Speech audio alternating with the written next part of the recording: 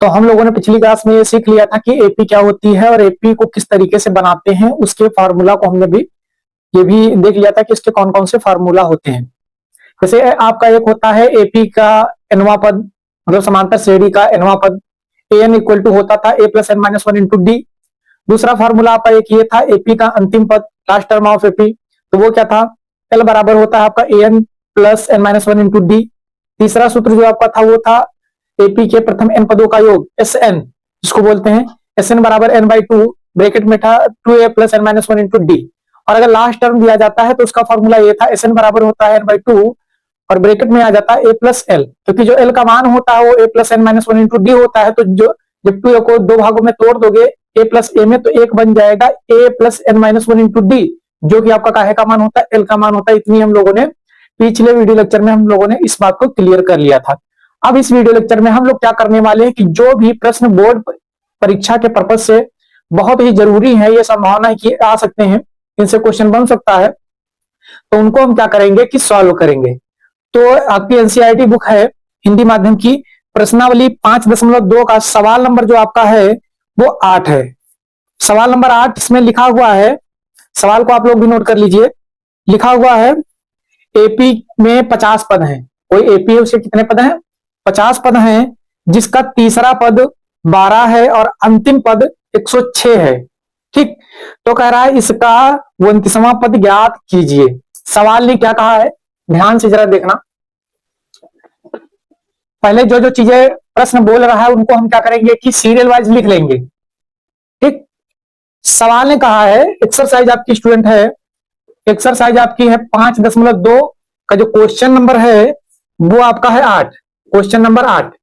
Question दिया है, कह रहा है कि एपी में 50 पद हैं, मतलब टोटल जो टर्म है एपी में वो कितने हैं, एपी में पदों की संख्या, पदों की संख्या टोटल वो कितनी होगी, एन, एन कितनी है, 50 है। ठीक, आगे कहा जिसका तीसरा पद 12 है, तीसरा पद, तीसरा पद, तीसरा पद समझ रहे हो, A3 ये कितना है, 12 है। और प्रश्न में बोला है और अंतिम पद, लास्ट टर्म, अंतिम पद, अंतिम पद ये कितना दिया गया है, मतलब एल ये कितना है, 106 है।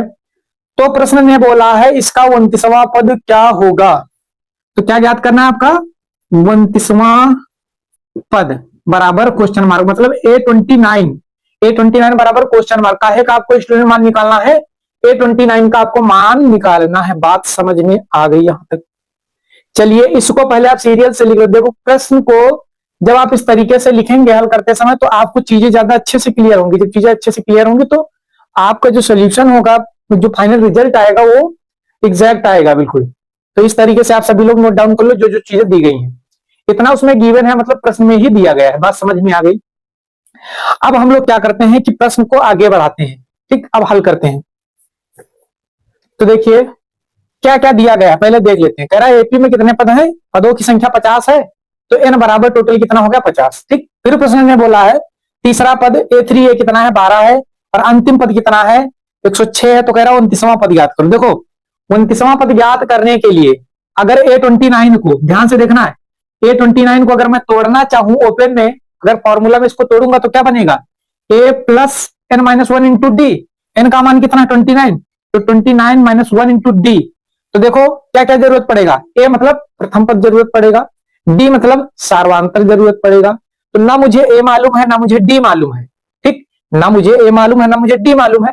तो हम क्या करेंगे कि जो भी वैल्यू, जैसे A3 का मान दिया गया है, A3 और काहे का एल का मान दिया गया है, A3 और एल के मदद से हम क्या करेंगे कि ए और डी का मान निकालेंगे।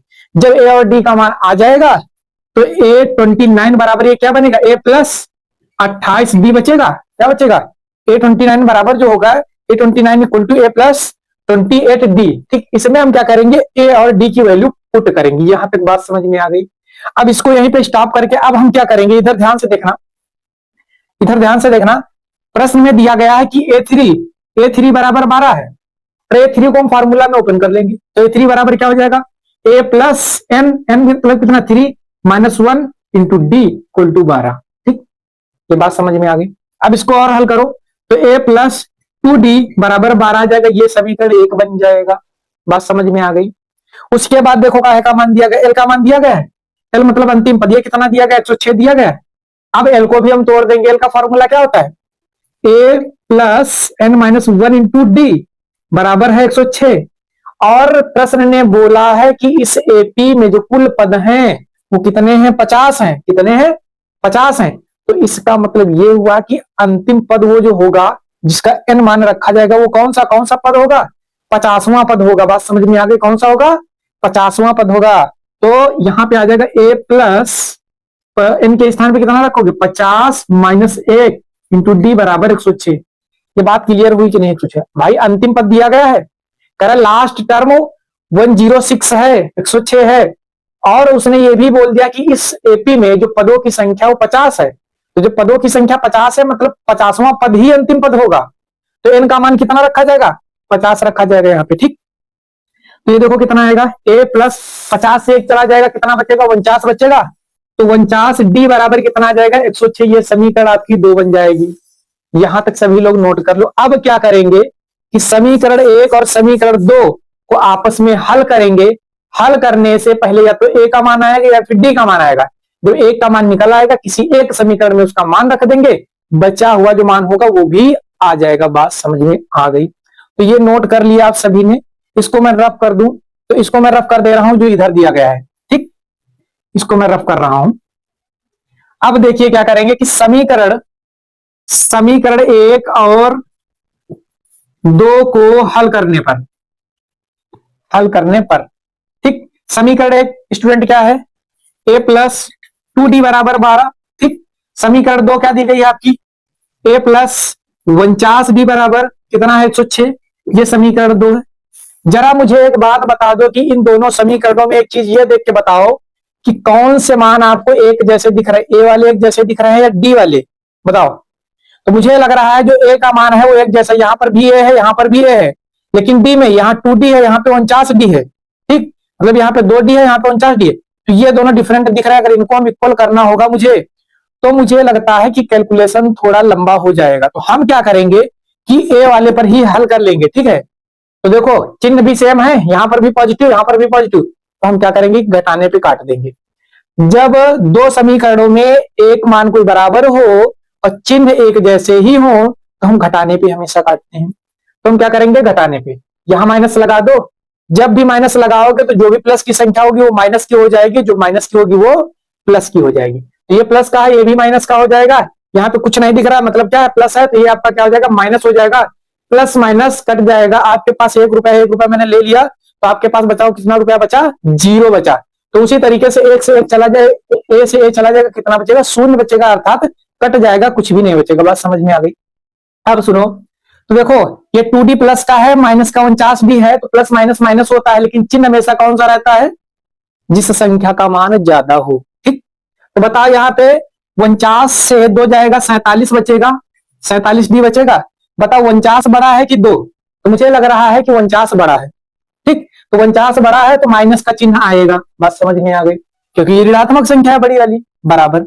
अब यहाँ पे आ जाओ, देखो 106 में से हम कितना घटा रहे हैं, 12 घटा रहे हैं, तो घटा दो, कितना बचेगा, 4 इधर बचेगा और जाएगा नहीं, तो एक 0 इधर हो जाएगा, तो 10 में से 1 जाएगा तो कितना बचेगा, 9, 94 बचेगा।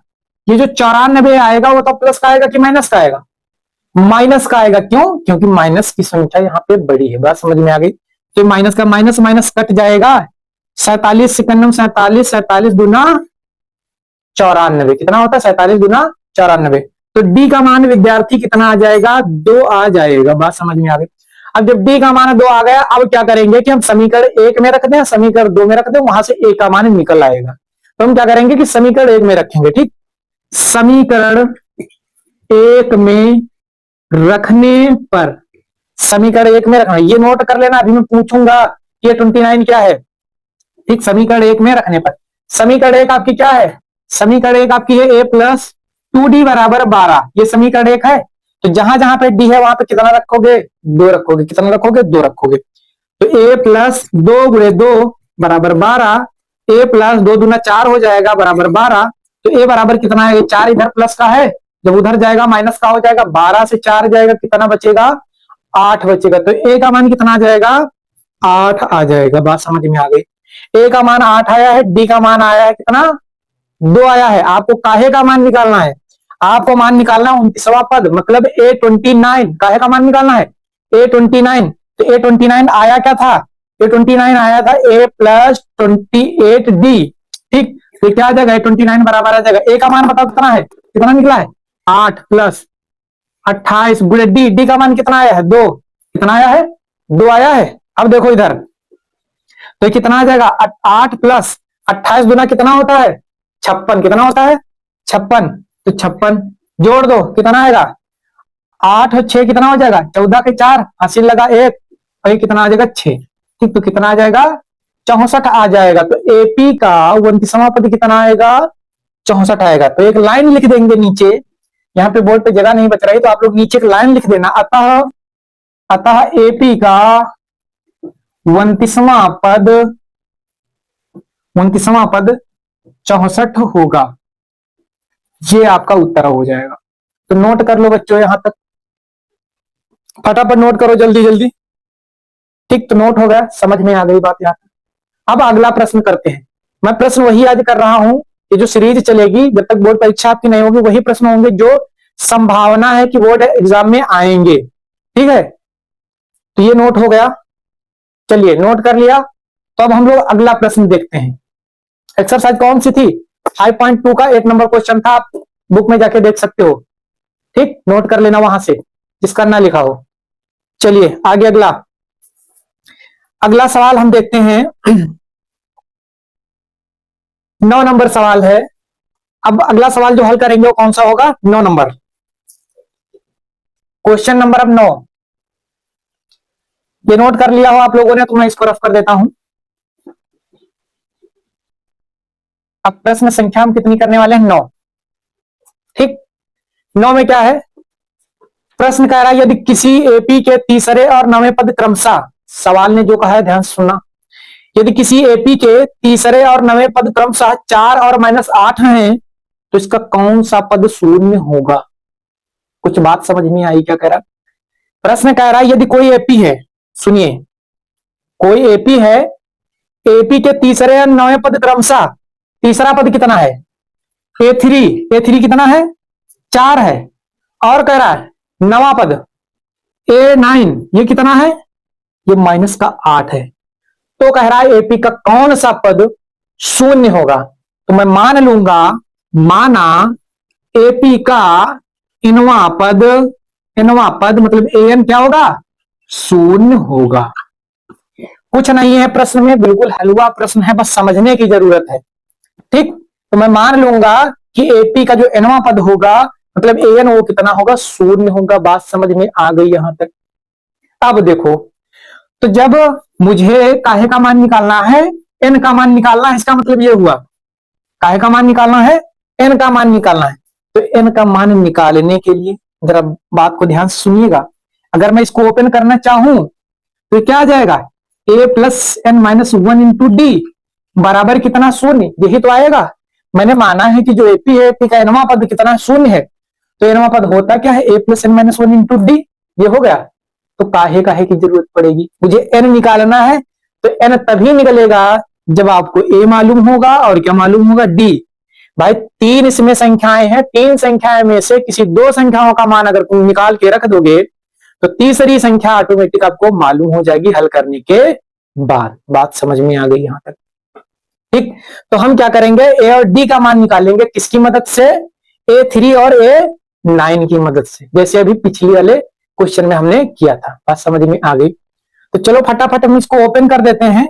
A3 कितना है, 4 है, आपका 4 है, तो इसको ओपन करो तो कितना आ जाएगा, A+n कितना है, 3 है, -1 इंटू डी बराबर 4। ठीक, तो ये क्या आ जाएगा, A+2D बराबर 4, ये इक्वेशन नंबर फर्स्ट बनेगा। ठीक, उसके बाद क्या है, A9 कितना है, -8 है, तो इसको हम ओपन करेंगे। ठीक, इधर लिख रहे हैं, दिख रहा है इधर, तो क्या आ जाएगा, A+9-1 ठीक इंटू डी इक्वल टू -8 जाएगा, घटा दो, तो A+9 से 1 जाएगा, कितना बचेगा, 8 बचेगा। तो 8D बराबर -8 से समीकरण 2 बन जाएगा। अब क्या करेंगे हम, समीकरण 1 और समीकरण 2 को हल कर लेंगे। बात समझ में आ गई? तो समीकरण 1 और 2 को हल करने पर, 2 को हल करने पर, हल छूट ही गया, हल करने पर, बात समझ में आई? समीकरण 1 को ऊपर रखो। समीकरण 1 क्या है आपकी, a प्लस 2d बराबर का 4, ये समीकरण 1 है। दूसरी आपकी क्या है, a प्लस 8d बराबर कितना है, माइनस का 8, ये समीकरण 2 है। ठीक, अगर कैलकुलेशन आपको जल्दी लग रहा तो पूछ लेना, जो भी चीजें ना क्लियर हो आपको बता दिया जाएगा। बात समझ में आ गई? कोई जल्दबाजी की बात नहीं है। ठीक, जब बार बार करोगे तो स्पीड अपने आप से अच्छी हो जाएगी। ठीक, तो देखो, तो अब जैसे मैंने पिछले वाले क्वेश्चन में किया था, तो अगर ध्यान से देखें तो बताओ जरा मुझे ए का मान बराबर है कि डी का। डी वाला आपका एक 2d है, दूसरा आपका 8d है, तो मुझे लगता है ये बराबर नहीं है। अगर मैं ए का मान देखूं तो आपका ए भी ए है, ए भी ए है, तो ये दोनों संख्याएं बराबर दिख रही हैं और चिन्ह भी दोनों के एक जैसे हैं। तो जब चिन्ह एक जैसे होते हैं तो संख्याओं को हम घटाने पे काटेंगे। बात समझ में आ गई? तो यहां पे आप माइनस लगा दो, तो ये जो प्लस का होगा वो भी माइनस का हो जाएगा, जो माइनस का पहले से था वो काहे का हो जाएगा, प्लस का हो जाएगा। ये काहे पे कर रहे हो, घटाने पर। बात समझ में आ गई? ठीक, यहां दिखाई दे रहा है, ओके, तो कट जाएगा। बताओ, ये 2d प्लस का है, माइनस का 8d है, तो माइनस का कितना बचेगा, 6d बचेगा आपका, 6d बराबर। ठीक, 4 और 8 कितना हो जाएगा, 12 हो जाएगा, और ये भी प्लस ये भी प्लस, तो प्लस का ही 12 रहेगा, तो प्लस का कितना आ जाएगा, 12। 6 का नम 6, 6 दूना 12, तो डी का जो मान आएगा माइनस, ये उधर चला जाएगा, माइनस का कितना आ जाएगा, 2 आएगा। कितना आएगा, ये कितना आएगा, माइनस का 2 आएगा। ये बात आप सभी को क्लियर हो गई। अब डी का मान निकाल लिए हो, तब क्या करेंगे हम, ए का मान निकालेंगे डी की मदद से। इसको समीकरण 1 में रखेंगे। समीकरण 1 में रखने पर, समीकरण 1 में रखने पर, ये नोट कर लिया आप लोगों ने? अगर नोट ना किया हो तो स्क्रीनशॉट ले लो, बाद में नोट कर लेना है, तुरंत नोट कर लो वीडियो को रोक के। ठीक, इसको हम रब कर रहे हैं। अब देखिए, तो समीकरण 1 में रख दो किसका मान, डी का मान माइनस का 2 आया है आपका। और समीकरण 1 आपका विद्यार्थी है क्या, समीकरण 1 आपका है a प्लस 2d बराबर 4 है, ये समीकरण 1 है आपका। और जहां जहां पे डी है आपको माइनस का 2 रखना है। कितना रखना है, माइनस का 2 रखना है। ठीक है, तो a प्लस 2 गुणे माइनस का 2 बराबर 4, माइनस से जो टकराएगा वो माइनस हो जाएगा। ठीक है, अगर प्लस का होगा तो माइनस होगा, लेकिन माइनस का होगा तो माइनस माइनस प्लस होगा। बात समझ में आ गई?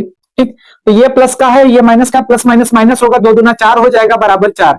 ये माइनस का उधर जाएगा, प्लस का हो जाएगा, तो ए बराबर कितना आ जाएगा, ये 4 माइनस का उधर जाएगा, प्लस का होगा, और वो ऑलरेडी प्लस का, तो 4 4 कितना हो जाएगा, 8 होगा। कितना होगा, 8 होगा। ए का मान कितना आ गया, 8 आ गया है, और डी का मान कितना आ गया है, माइनस का 2 आ गया है। ये बात आप सभी को बच्चों क्लियर हो गई यहां तक? अब मुझे क्या करना है, ये बताना है कि एपी का कौन सा पद शून्य होगा।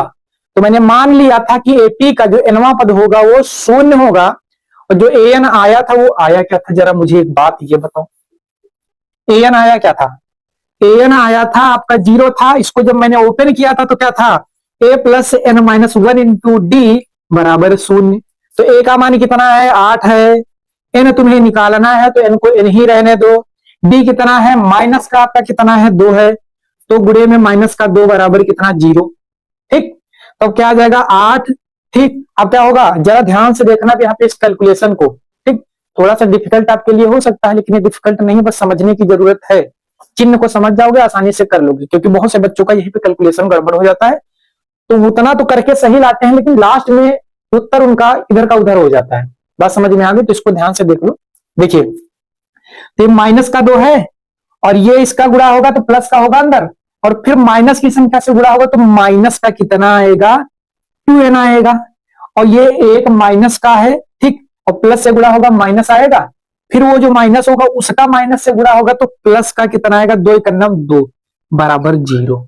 बात समझ में आ गई? अब देखो क्या करेंगे, जो चर हैं उनको आपस में जोड़ घटा लेंगे चिन्हों के अनुसार, जो अचर हैं उनको आपस में जोड़ घटा लेंगे। ठीक, वेरिएबल को वेरिएबल में, कांस्टेंट को कांस्टेंट में। बात समझ में आ गई आप सभी को? सुनो, तो ये कांस्टेंट वैल्यू कितनी है आपकी, 8 और 2 है, तो 8 और 2 दोनों प्लस की हैं, 8 2 कितना हो जाएगा, 10 होगा। कितना होगा, 10 होगा।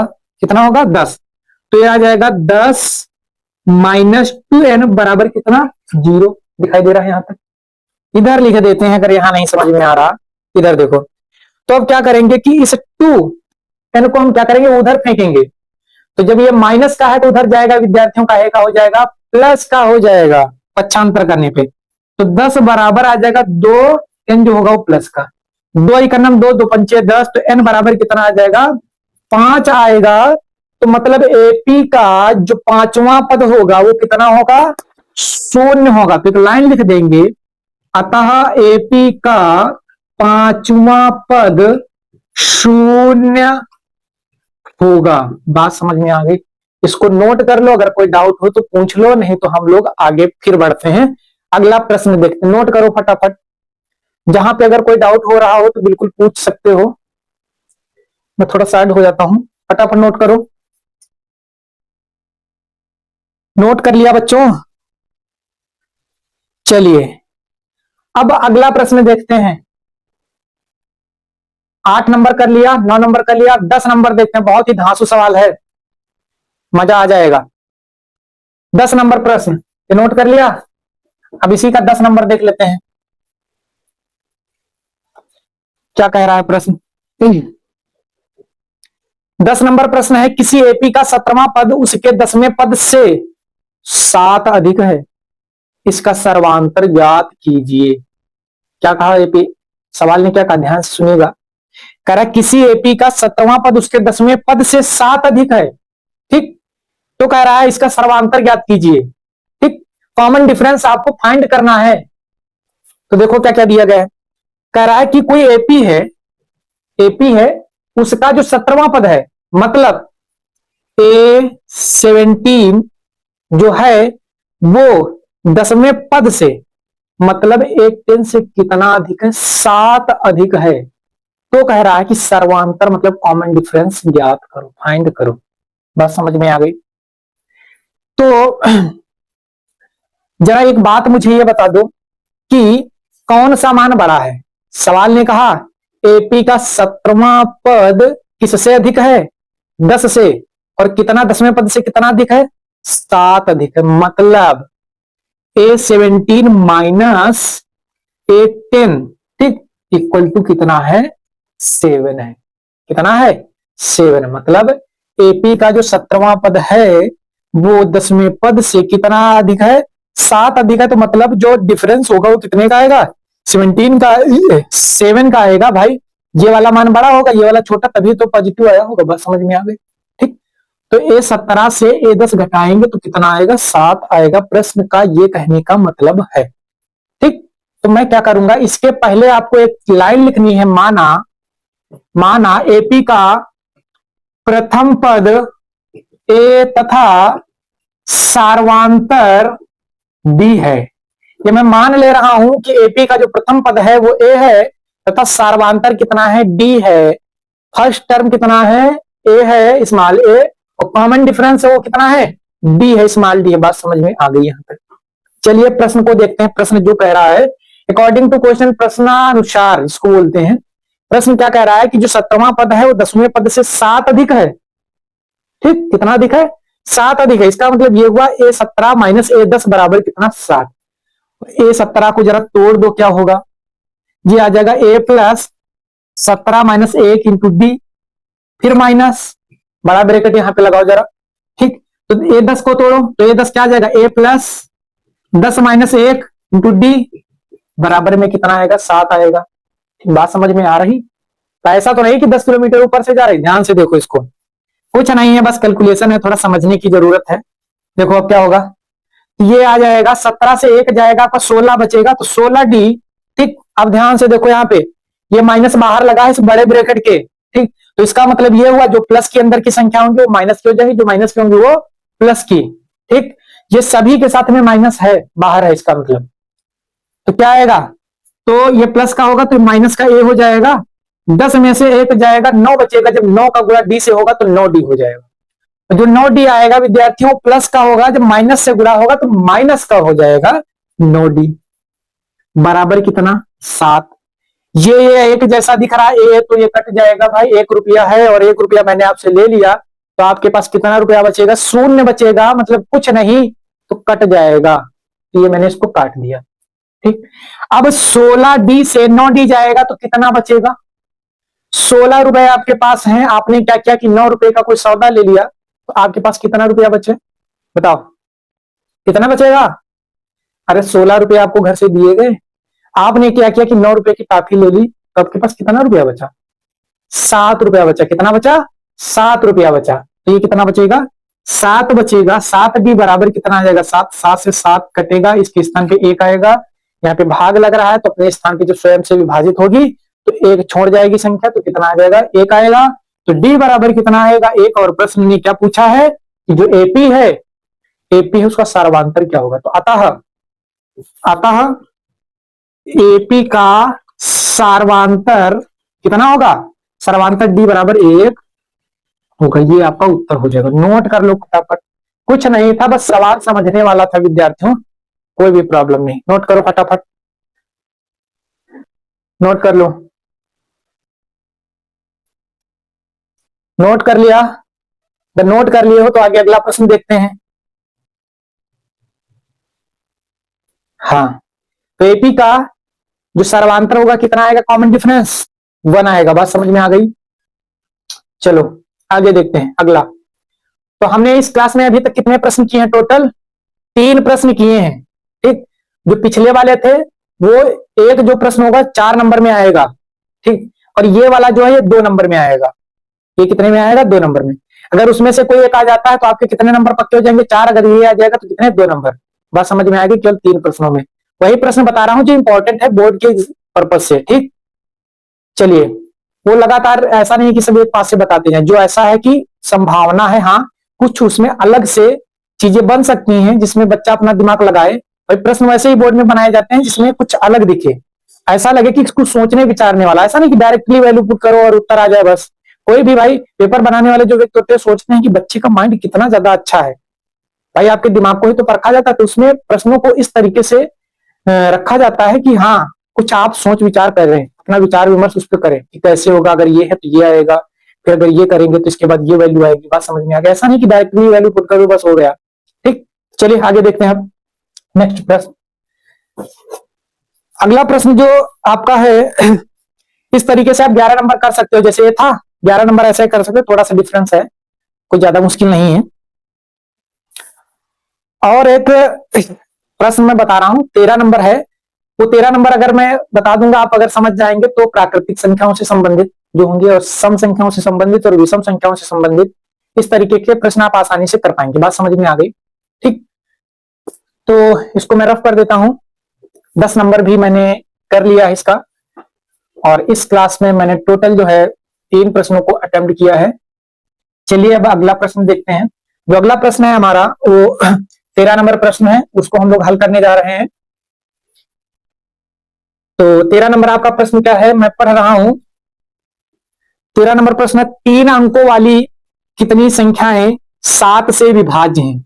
प्रश्न ने क्या कहा है, ध्यान से सुनिएगा विद्यार्थी। कह रहा है कि 3 अंकों वाली, मैं इस प्रश्न को लिखूंगा पहले, 3 अंकों वाली कितनी संख्याएं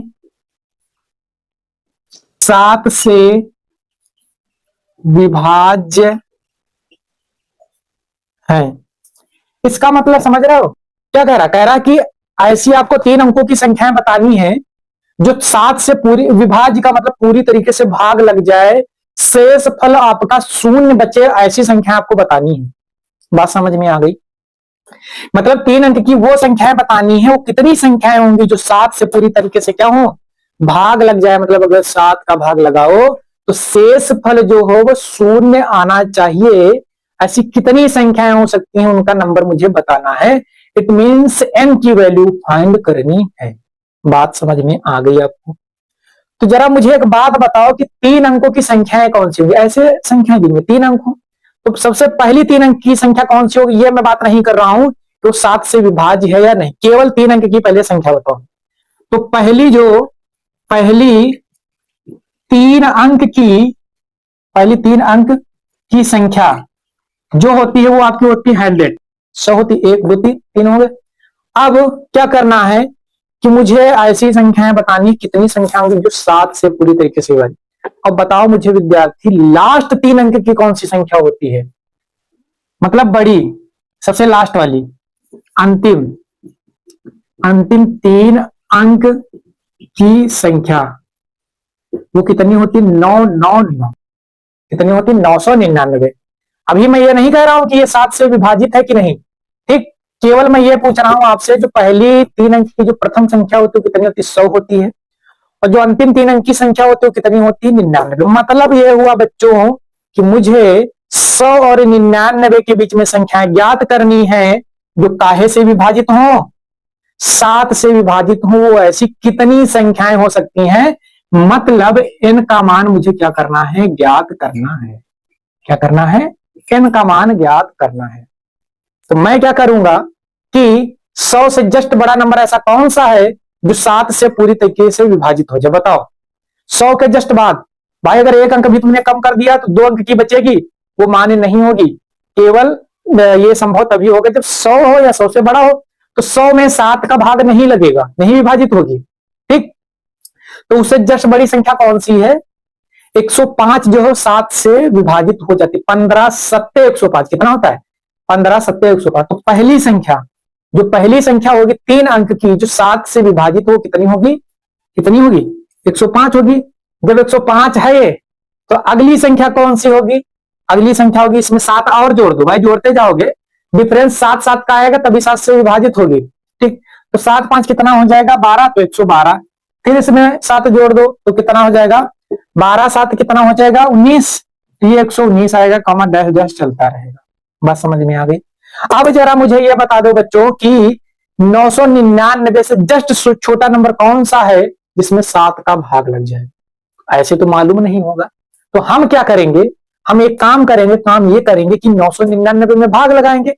भाई एक भी नंबर ज्यादा कर नहीं सकते, अगर एक भी जोड़ दोगे तो 1000 हो जाएगा, मतलब 4 अंक का बन जाएगा, ठीक। तो वो आपके लिए वैलिड नहीं होगा, 3 डिजिट तक ही लेना है। तो क्या करेंगे कि हम भाग लगाएंगे और कम बार में भाग लगाएंगे, ठीक। कम बार में भाग लगाने का मतलब जो भी संख्या बचेगी शेषफल, वो इससे अगर घटा देंगे तो मालूम हो जाएगा कि विभाजित होने वाली 3 अंक की अंतिम संख्या कौन सी होगी जो 7 से पूरी तरीके से विभाजित हो जाए। बात समझ में आ गई? तो इधर साइड में रफ में कर लेना इसको। 7 का भाग लगाओ, 7 1 7, कितना बचेगा? 2 बचेगा, उतारोगे 29 हो जाएगा, है। अब कितना? 7 चक्कू 28, 28 हो जाएगा, बचेगा 1। फिर इस 9 को उतार लोगे, 19 हो जाएगा। फिर 7 दूना कितना हो जाएगा? 14 हो जाएगा। कितना हो जाएगा? 7 दूना 14 हो जाएगा। कितना बचेगा आपका बच्चों? 5 बचेगा। तो 999 में से 5 को घटा दो, 5 ही तो एक्स्ट्रा बच रहा है, तो 5 को घटा दो। तो जब 5 को घटाओगे तो कितना बचेगा? 999 माइनस 5, तो 994। मतलब 3 अंक की जो अंतिम संख्या होगी 7 से विभाजित होने वाली, वो कितनी होगी? 994। कितनी होगी? 994। ये कौन सी होगी? अंतिम संख्या होगी। बात समझ में आ गई आप सभी को? यहां तक अगर किसी को कोई समझने में डाउट हुआ हो तो पूछो, बाकी हम लोग आगे बढ़ते हैं। किसी को कोई डाउट है यहां तक? एनीवन? नहीं? तो आगे देखते हैं, ठीक। ये जो है संख्या पद्धति का है, तो थोड़ा अपने मन से अतिरिक्त भी चीजें जो है आपको सोचनी पड़ेंगी, ठीक। वो आप छोटी क्लासों में भी पढ़े होंगे। तो आइए देख लेते हैं बाकी। तो सुनिए, इतना सब कुछ जब मैंने कर लिया तो यहां से जो ये आ गया, ये आपका क्या आया है? ये आपका एल आ गया। एल बराबर कितना है? 994। और ए आपका कितना है? प्रथम पद 105। डी निकालूंगा तो क्या करूंगा? दूसरे पद से पहला पद घटा दो। तो 112 से 105 घटाओगे, कितना बचेगा बच्चों? 7 बचेगा। मतलब कॉमन डिफरेंस कितना आएगा? 7 आएगा, क्योंकि 7 से भाग लगाना है। तो कॉमन डिफरेंस कितना आएगा? 7 ही आएगा, 7 आएगा। बस समझ में आ गई? यहाँ पे किसी को कोई डाउट है? चलिए आगे देखते हैं। तो मुझे बताना है कि कितनी संख्याएं होंगी, मतलब n का मान निकालना है जो 7 से विभाजित हो, 3 अंक की हो। तो मैंने सीरीज को बना लिया है, ये आपकी एपी बन गई। ये आपकी क्या बन गई? एपी बन गई है। जब एपी बन गई, एल भी आ गया, तो एल निकाल लो। एल बराबर क्या होता है? A plus N minus 1 into D. L है कितना?